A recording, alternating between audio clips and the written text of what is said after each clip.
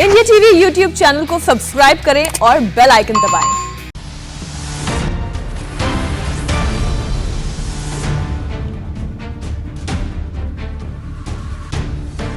नमस्कार, आप देख रहे हैं इंडिया टीवी। आपके साथ मैं हूं मीनाक्षी जोशी और इंडिया टीवी पर अब शुरू हो रहा है सबसे बड़ा इलेक्शन शो। अब की बार किसकी सरकार, जिसमें हम बात करते हैं उत्तर प्रदेश और पंजाब की उन खबरों की जो 2022 के दंगल में बड़ा असर डालने वाली हैं। तो बिना देर किए आज की 3 बड़ी खबरों पर आइए एक नजर डालते हैं।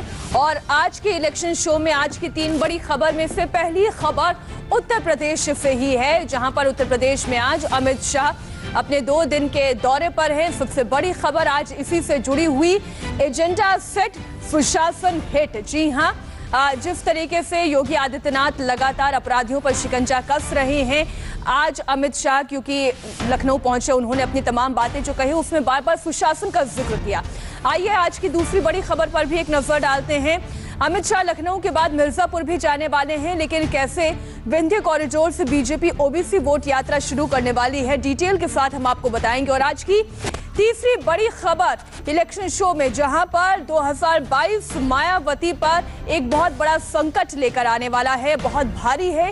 कैसे एक विधायक ने मायावती की टेंशन को बहुत ज्यादा बढ़ा दिया है, यह भी आपको दिखाएंगे। लेकिन आज की पहली बड़ी खबर सुशासन हिट है। जी हां, 2022 का एजेंडा सेट हो गया है। आज एक बार फिर बीजेपी ने यह क्लियर मैसेज कर दिया है कि योगी आदित्यनाथ और शाह लखनऊ में जब एक साथ थे और मंच से दोनों ने एक ही मैसेज दिया, यूपी चुनाव में बीजेपी कानून व्यवस्था के मुद्दे को चुनावी मुद्दा भी बनाएगी।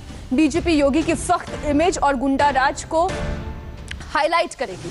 शाह के सामने योगी ने खुद बताया कि कैसे पिछली सरकारों में गुंडा राज हुआ करता था, लेकिन 2017 के बाद से माफियाओं में कानून का खौफ है। कैसे संपत्तियों से अवैध कब्जे को खत्म किया गया है, कैसे उत्तर प्रदेश में अपराधियों के बुरे दिन शुरू हो गए हैं, ये तमाम बातें आज कही गई।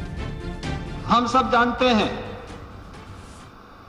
कि 2017 के पहले उत्तर प्रदेश की स्थिति क्या थी।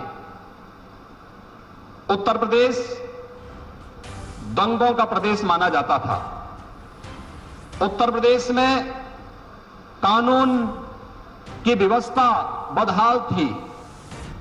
उत्तर प्रदेश में आधी से अधिक जगह उत्तर प्रदेश पुलिस बल की खाली पड़ी हुई थी और माफिया राज इस कदर हावी था कि जिस भूमि पर हम इंस्टीट्यूट ऑफ फॉरेंसिक साइंसेज की स्थापना कर रहे हैं, 142 एकड़ की इस भूमि पर लखनऊ के एक माफिया ने कब्जा करके वो प्लॉटिंग कराने जा रहा था। और जब मेरे संज्ञान में बात आई तो मैंने स्वयं इस बारे में इसका संज्ञान लेकर के कहा था कि वे इसका कोर्ट में पैरवी करके पुलिस इसमें स्वयं पार्टी बने। और जैसे ही उत्तर प्रदेश पुलिस इसमें पार्टी बनी, वो माफिया स्वयं उससे हट गया और 142 एकड़ भूमि आज उत्तर प्रदेश शासन को प्राप्त हुई। उसी भूमि पर आज हम लोग इस Uttar Pradesh institute of forensic sciences की स्थापना की कार्रवाई माननीय गृह मंत्री जी के कर कमलों से शिलान्यास कार्यक्रम के माध्यम से आगे बढ़ा रहे हैं। हम सब जानते हैं उत्तर प्रदेश के अंदर इस दौरान पेशेवर माफिया और गैंगस्टर से 1584 करोड़ रुपए की संपत्तियां भी उनकी जब्त करते हुए उत्तर प्रदेश सरकार ने प्रदेश के अंदर पेशेवर अपराधी और माफिया जो कभी सत्ता के सरपरस्त रह करके कानून को ठेंगा दिखाने का कार्य करते थे, आज उन सब के अंदर कानून के प्रति एक भय देखने को मिलता है। आम नागरिक भय मुक्त वातावरण में आगे बढ़ता हुआ दिखाई देता है और बहन और बेटियां अपने आप को सुरक्षित महसूस करती हैं। योगी आदित्यनाथ ने जो बातें कही उस पर गृह मंत्री अमित शाह ने भी मुहर लगा दी। अमित शाह ने न सिर्फ उत्तर प्रदेश में योगी के सुशासन को हिट बताया, उन्होंने यूपी दंगों का जिक्र किया। पहले उत्तर प्रदेश में महिलाओं को डर लगता था, लेकिन आज की स्थिति उन्होंने बताई कि कानून व्यवस्था पहले से बहुत अच्छी है, बेहतर है। उन्होंने कहा जातिवाद और परिवारवाद को खत्म किया है योगी आदित्यनाथ के राज ने। पहले उत्तर प्रदेश दंगों की आग में जलता था, लेकिन पहले उत्तर प्रदेश में जहां महिलाओं को डर लगता था, अब आज की व्यवस्था और आज की तस्वीर पूरी तरीके से बदल गई है। जातिवाद का जिक्र, परिवारवाद का जिक्र, महिलाओं की सुरक्षा का जिक्र, तमाम बातें अमित शाह ने अपने संबोधन में कही। यूपी में जिनको सरकार बनाने के सपना आ रहे हैं, उनके कान तक ये आवाज जानी चाहिए। मेरे साथ जोर से बोलिए, भारत माता की, भारत माता की। चाहे पश्चिम के अंदर भय से मारे लोग क्षेत्र छोड़कर जा रहे हो, चाहे महिलाएं अपने आप को असुरक्षित महसूस करती हो, चाहे भूमाफिया गरीबों की और सरकार की भूमि को अवैध रूप से अपने कब्जे में लेते हो, चाहे दिन दहाड़े गोलियां चलती हो, चाहे दंगों से ग्रस्त उत्तर प्रदेश हो। 2017 में भारतीय जनता पार्टी ने एक वादा किया था कि हम उत्तर प्रदेश को कानून और व्यवस्था की दृष्टि से ठीक बनाएंगे, उत्तर प्रदेश को विकसित प्रदेश बनाएंगे। और आज जब मैं 2021 में यहां पर खड़ा हूं, तो मैं गर्व के साथ कह सकता हूं कि योगी आदित्यनाथ और उनकी टीम ने उत्तर प्रदेश के कानून और व्यवस्था को देश में सबसे आगे ले जाने का काम किया। कि उत्तर प्रदेश ने हर क्षेत्र में विकास किया, चाहे औद्योगिक निवेश करने की बात हो, चाहे योजनाओं के सफल क्रियान्वयन की बात हो, चाहे कानून और व्यवस्था ठीक करने की बात हो, चाहे गरीब किसान का ऋण माफ करने की बात हो, चाहे गरीब किसान का अनाज बिचौलिए के बगैर डायरेक्ट उसके बैंक अकाउंट में डालने की बात हो, चाहे हर घर में शौचालय बनाने की बात हो, हर घर विहीन को घर देने की बात हो, 1,47,00,000 महिलाओं को गैस का सिलेंडर देने की बात हो, इतने ही घरों के अंदर बिजली पहुंचाने की बात हो, चाहे भ्रष्टाचार को नाबूद कर भ्रष्टाचारियों पर भय खड़ा करने की बात हो, हर क्षेत्र में उत्तर प्रदेश ने योगी जी के नेतृत्व में बहुत अच्छा काम किया। तो अमित शाह को आपने सुना, अब सीधा रुख करते हमारे सहयोगी रुचि कुमार का। रुचि, एक बात तो तय हो गई है अमित शाह के संबोधन से कि ये चुनाव योगी आदित्यनाथ के चेहरे पर होगा, और न सिर्फ चेहरे पर, उनकी सख्त इमेज पर होगा। जी हाँ, बिल्कुल। और इससे पहले जुलाई में जब प्रधानमंत्री मोदी काशी आए थे, वाराणसी में भी उन्होंने जो अपना पूरा संबोधन किया था, उससे भी बिल्कुल साफ हो गया था जिस तरह से मुख्यमंत्री योगी आदित्यनाथ की तारीफ की थी। और आज भी हमने देखा कि अमित शाह ने कहा कि वो 2013 से उत्तर प्रदेश आते रहे हैं, उत्तर प्रदेश की नस नस को वो पहचानते हैं। वो देखते थे कि कैसे यहाँ लाइट नहीं आती थी, कैसे लोगों के पास घर नहीं था, कैसे शौचालय नहीं था, कानून व्यवस्था कैसे खराब थी, माफियाओं का कैसे राज था। अब वो सब उत्तर प्रदेश बदल गया है। तो यानी इशारा साफ है कि जो विकास मुख्यमंत्री योगी आदित्यनाथ की सरकार में हुआ है, जिस तरह से अपराधियों और माफियाओं के खिलाफ कार्रवाई हुई है, बीजेपी उन्हीं सब मुद्दों को लेकर अगले विधानसभा चुनाव में जाएगी। और जैसा अमित शाह ने कहा कि उन्हें पूरी उम्मीद है कि जनता ने जिस तरह से साथ दिया था 2017 में, जैसा विश्वास दिखाया था, वो विश्वास जनता अब दोबारा दिखाएगी, क्योंकि जनता यानी रुचि, हम ये समझे इन दोनों ही संबोधनों को सुनने के बाद कि पहले का गुंडा राज और अब का कानून राज, यही 2022 का एजेंडा होगा।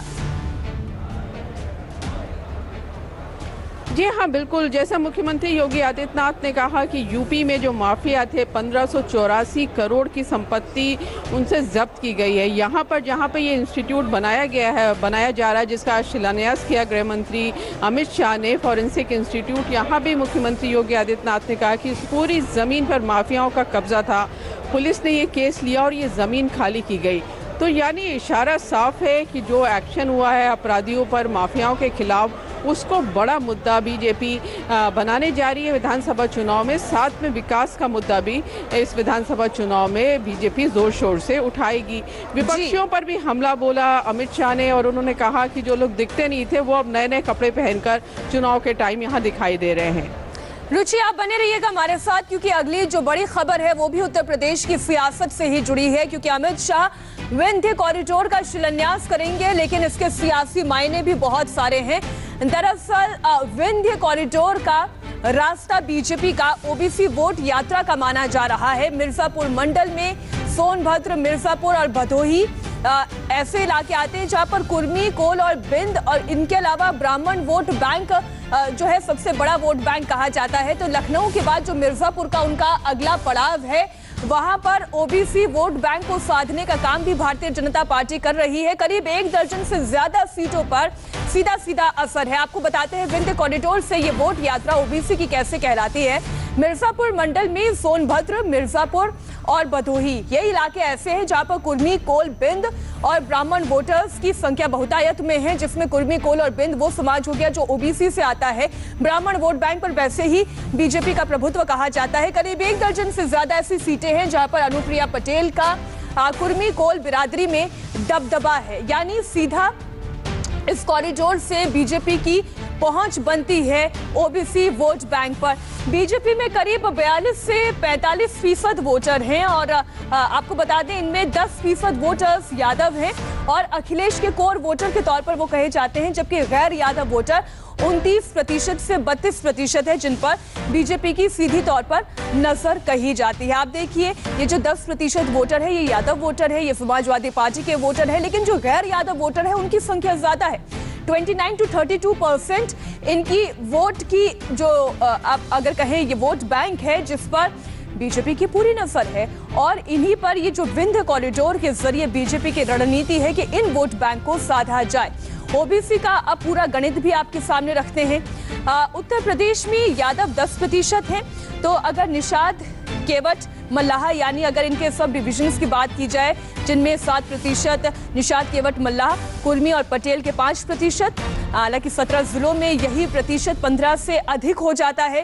कुशवाहा, सैनी 5% है, तो 13 जिलों की अगर हम बात करें तो वहाँ पे 10% से अधिक इनकी आबादी है। इसके अलावा मौर्य जाति की बात करें तो 4%, लोध जाति की बात करें तो 3% और अन्य जो है इसमें 6% आते हैं। यानी आप ये समझ लीजिए 100 बात की एक बात ये है रुचि कि एक कॉरिडोर और इन तमाम जातियों को साधने की रणनीति बीजेपी की। जी हाँ, बिल्कुल। देखिए बीजेपी का पूरा मिशन जो है मिशन ईस्टर्न उत्तर प्रदेश चल रहा है और बीजेपी ईस्टर्न यूपी में 26 जिले मानती है जिसमें 156 विधानसभा की सीट्स आती हैं। अब पिछला जो विधानसभा चुनाव था इसमें से बीजेपी ने 106 और सहयोगी पार्टियों के साथ मिलकर 118 सीट जीती थी।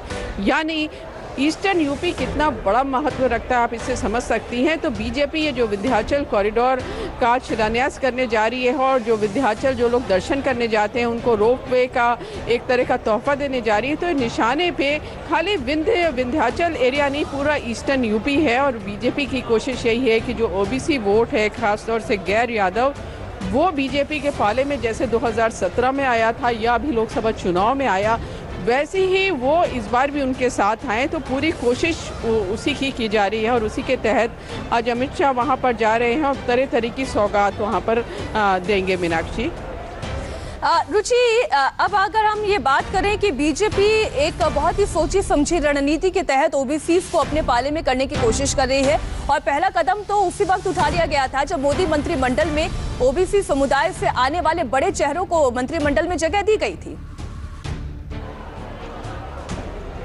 जी हाँ, बिल्कुल। जिस तरह से मंत्रिमंडल, केंद्रीय मंत्रिमंडल बना और उसमें ओबीसी मंत्री शामिल हुए और खास ध्यान रखा गया कि ओबीसी जो वोटर है वो खुश हो, तो पूरी कोशिश बीजेपी की है। क्योंकि आप मीनाक्षी समझिए कि कहा जाता है 40 से 45% ओबीसी वोट है, तो बड़ा एक वोट बैंक है और बीजेपी ने शुरू से 2014 से ये रणनीति बनाई कि ये जो ओबीसी वोटर था वो माना जाता था कि समाजवादी पार्टी का वोटर है, तो उसमें यादव के ऊपर उनको इतना नहीं है कि यादव उनके पाले में आएंगे। देखिए, पहले तो मोदी मंत्रिमंडल का विस्तार, उसके बाद मोदी की काशी यात्रा, अब अमित शाह की भी आगामी काशी यात्रा, विंध्य कॉरिडोर, एक के बाद एक सिलसिलेवार तरीके से हम कड़ियों को जोड़े तो इससे ये समझ में आता है कि ओबीसी वोट बैंक बीजेपी के लिए कितना महत्वपूर्ण है। बहुत शुक्रिया पूरी जानकारी के लिए आपका। उत्तर प्रदेश में विधानसभा चुनाव के पहले मायावती को भी एक बड़ा झटका लगा है, इस पर भी आपको खबर दे देते हैं। बीएसपी के विधायक सुखदेव राजभर ने राजनीति से संन्यास लेने का ऐलान कर दिया है, लेकिन समस्या उनके संन्यास की नहीं है। समस्या यह है कि उन्होंने अपने बेटे को अखिलेश यादव के हवाले कर दिया है। जी हां, बीएसपी एक तरफ अपने मिशन 2022 पर लगी हुई है, तो वहीं सुखदेव राजभर अपने बेटे को अखिलेश यादव को सुपुर्द कर रहे हैं, बजाय इसके कि वो बीएसपी के टिकट पे उनको चुनाव लड़वाए। सुखदेव राजभर आजमगढ़ के हैं, दीदारगंज से वो विधायक हैं और बीएसपी के विधायक के संन्यास लेने के बाद अब बहुजन समाज पार्टी के लिए और मायावती के पास केवल 6 विधायक बचते हैं। तो आप ये पूरा तस्वीर देखिए, 2007 का वो वक्त जब 206 सीटें बीएसपी ने जीती थी, लेकिन 2017 में ये आंकड़ा केवल 19 का रह गया और 2021 आते आते अब केवल 6 विधायक बीएसपी के बचे हैं। और अगर इसी तरीके से एक के बाद एक झटके लगते रहे तो बीएसपी की ताकत और कम होने की पूरी संभावना नजर आती है। तो आज अब की बार किसकी सरकार में हमारे इस खास चुनावी बुलेटिन में बस इतना ही। नमस्ते, मैं हूं मीनाक्षी जोशी। वीडियो और खबरों से अपडेट रहने के लिए India TV YouTube channel subscribe करें, बेल आइकन